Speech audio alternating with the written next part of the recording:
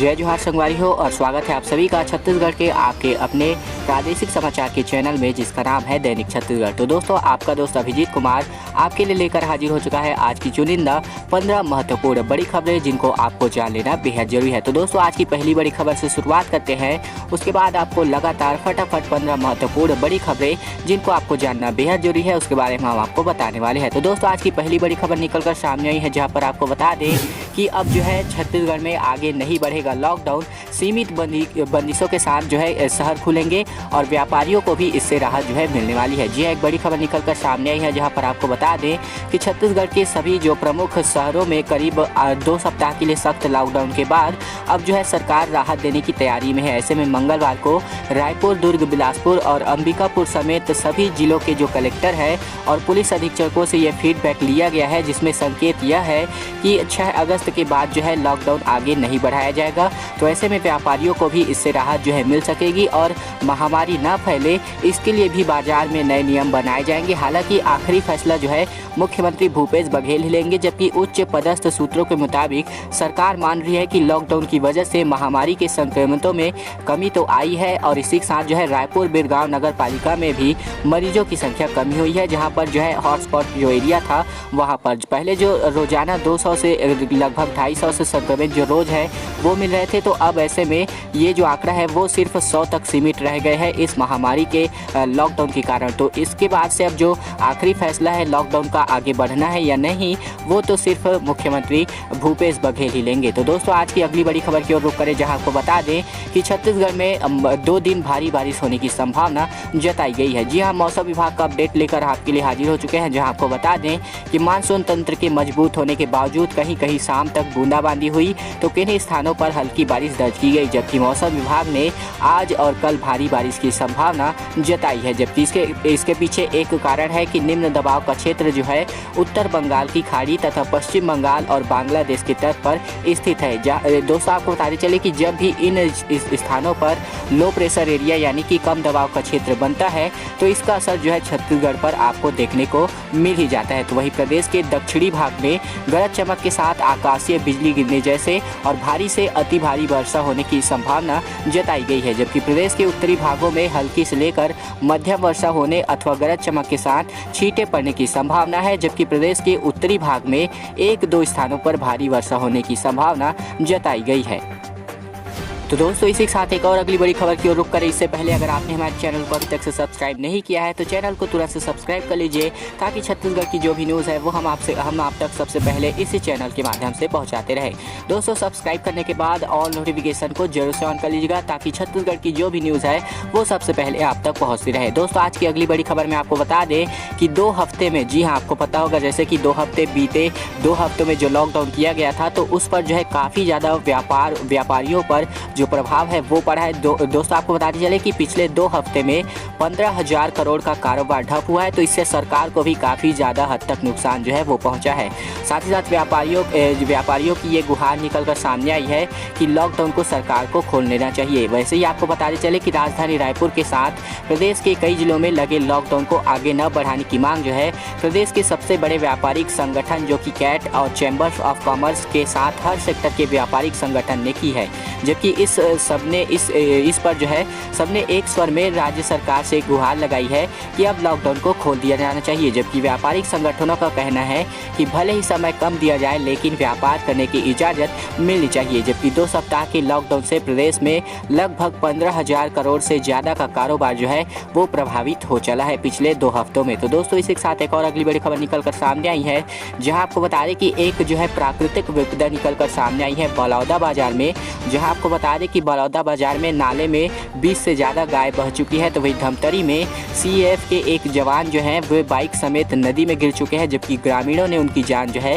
वो काफ़ी मुश्किल से बचाई है। जी हाँ, जैसा कि आप सभी तस्वीर के माध्यम से देख सकते हैं, जो बलौदा बाजार की तस्वीर है, जो प्राकृतिक आपदा की तस्वीर है वो निकल कर सामने आई है, जहाँ पर धमतरी में सिहावा क्षेत्र में बुधवार को पुल पार करते समय तेज बहाव में एक CAF जवान जो है बह गया। हालांकि ग्रामीणों ने उसे बचा लिया। तो वही बलौदा बाजार में सड़क करते समय उफनते नाले में 20 से ज़्यादा जो गाय हैं वो बह गई। जबकि प्रदेश के कई इलाकों में लगातार बारिश हो रही है, तो ऐसे में बलौदा बाजार में कसडोल पिथौरा मुख्य मार्ग बंद हो चुका है और धमतरी के सिहावा क्षेत्र में सीता नदी में हादसा टला, जबकि नारायणपुर में पदस्थ जवान काम से आया था। जबकि आपको बता दें कि छत्तीसगढ़ में कई इलाकों में पिछले कुछ दिनों से लगातार तेज बारिश हो रही है, तो इसके चलते जो नदी नाले हैं वो उफान पर है और धमतरी में सिहावा क्षेत्र में बुधवार को पुल जो पार करते समय ये हादसा फिलहाल निकलकर सामने आया है। तो दोस्तों इसी के साथ एक और अगली बड़ी खबर निकलकर सामने आई है, जहां आपको बता दें कि प्रदेश में पिछले 70 दिनों में 70 नए मौतें दर्ज की गई है। तो वही स्वास्थ्य विभाग ने कहा कि 52 जो मौतें हुई हैं वो दूसरी बीमारी से भी पीड़ित थे। जबकि रायपुर सेंट्रल जेल में 16 कैदी जो है महामारी पॉजिटिव पाए गए हैं, यानी कि अब जो है सेंट्रल जेलों पर भी ये महामारी की जो पहुँच है वो पहुँचती जा रही है।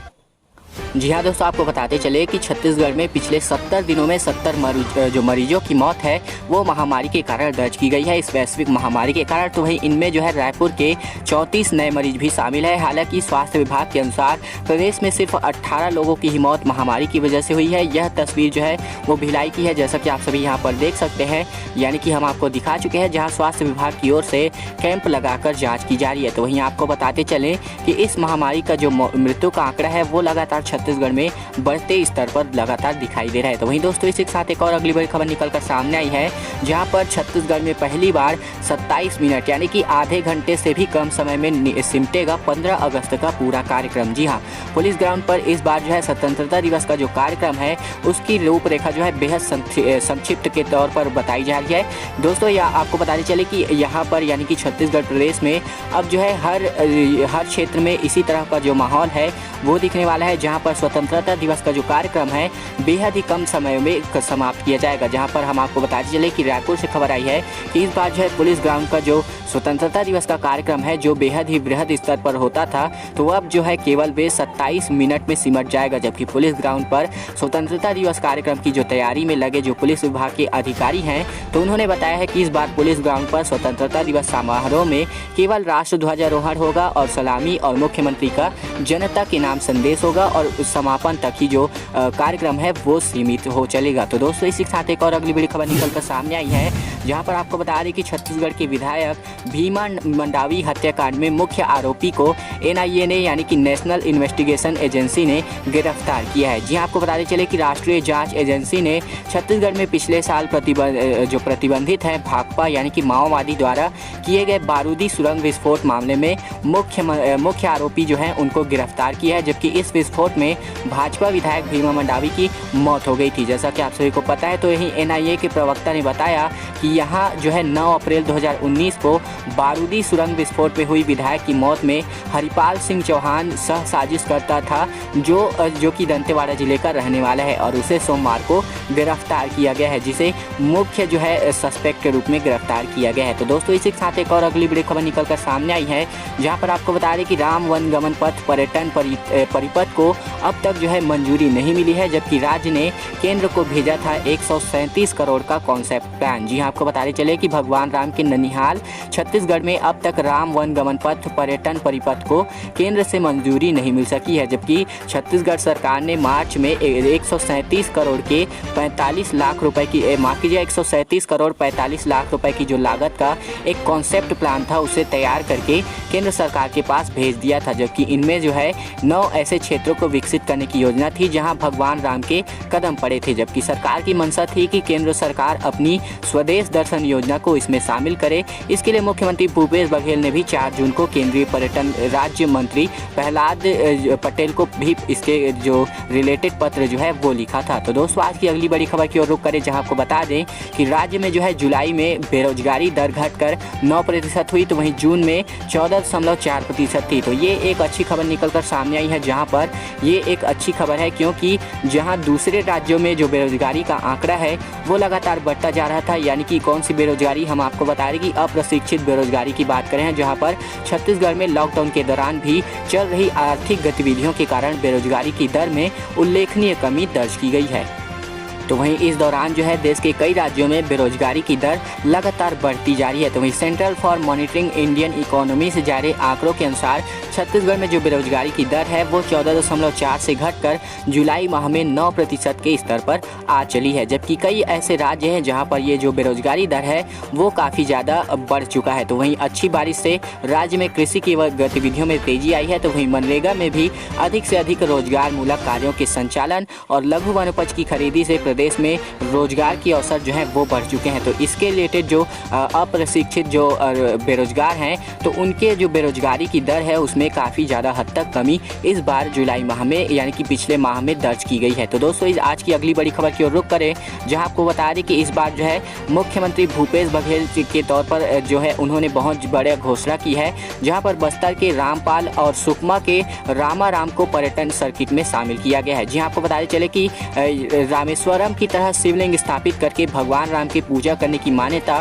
फिलहाल यहाँ पर बस्तर में है। तो जहाँ पर आपको बता दें कि दोनों जगहों पर ही विकास कार्य जो है राज्य सरकार शुरू करने वाली है, जहाँ पर राम वनगमन के रास्तों की जगह जहाँ राम का सर्किट बन रहा है। तो वहीं आपको बताते चले कि देश में भगवान राम की चर्चा जोरों शोरों से है। तो वहीं छत्तीसगढ़ की सरकार भी राम से जुड़ी निशानियों को संवारने के मिशन पर काम कर रही है। तो वहीं मंगलवार को मुख्यमंत्री भूपेश बघेल ने कहा कि यहाँ बनाए जा रहे भगवान राम से जुड़े पर्यटन सर्किट में बस्तर के रामपाल और सुकमा के राम राम नाम की जो जगहें हैं उनको भी शामिल की गई है। तो माना जाता है कि प्रदेश में भगवान राम ने वनवास का जो वक्त है वो बिताया था। तो वहीं वनवास काल से संबंधित स्थानों का पर्यटन तीर्थ के रूप में विकास किया जा रहा है। तो वहीं शासन ने राम से संबंधित 75 स्थानों का चयन किया है, जहां पर पहले चरण में इनमें से जो 9 स्थानों का जो सौंदर्यीकरण है वो होने वाला है। यहां पर जो विकास का कार्य है वो फिलहाल चालू हो चुका है।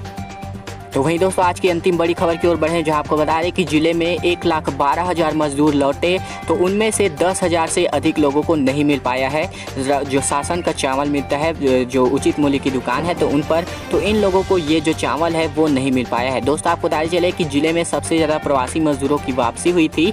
तो ऐसे में प्रदेश में लगभग 5.5 लाख प्रवासी मजदूर लौटे थे। उनमें से 1,12,000 मजदूर अकेले बिलासपुर जिले के थे। तो यही वजह थी कि यहाँ जो है सर्वाधिक संख्या होने के कारण समस्याएं भी सबसे ज़्यादा है। जबकि हम सिर्फ बिलासपुर जिले की बात करें, जहां पर लगभग 3,50,000 मजदूरों का चयन जो है 5-5 किलो चावल मई और जून माह में देने के लिए किया गया था, लेकिन अभी तक 10,000 मजदूरों को चावल नहीं मिल सका है। ये सिर्फ एक जिले की बात नहीं बल्कि हर एक ऐसे जिले हैं, यानी कि छत्तीसगढ़ के हर एक जिले हैं, हर जिले में ऐसे जो लोग हैं वो काफ़ी ज़्यादा मात्रा में पाए गए हैं, जहाँ पर ये जो लोग हैं उनको अब उनके हिस्से का जो अन्न है, अनाज है वो नहीं मिल पाया है, जो कि राज्य सरकार के द्वारा या फिर शासन के द्वारा उन्हें प्रदत्त किया जा चुका है। तो दोस्तों आज की खबरों का सिलसिला बस यहीं तक का था। उम्मीद है आपको वीडियो पसंद आया होगा। वीडियो पसंद आया तो वीडियो को लाइक कर दीजिए, साथ साथ चैनल पर नए हैं तो चैनल को जरूर से सब्सक्राइब कर लीजिएगा, ताकि छत्तीसगढ़ की जो भी न्यूज़ है वो हम अब तक सबसे पहले पहुँचाते रहें।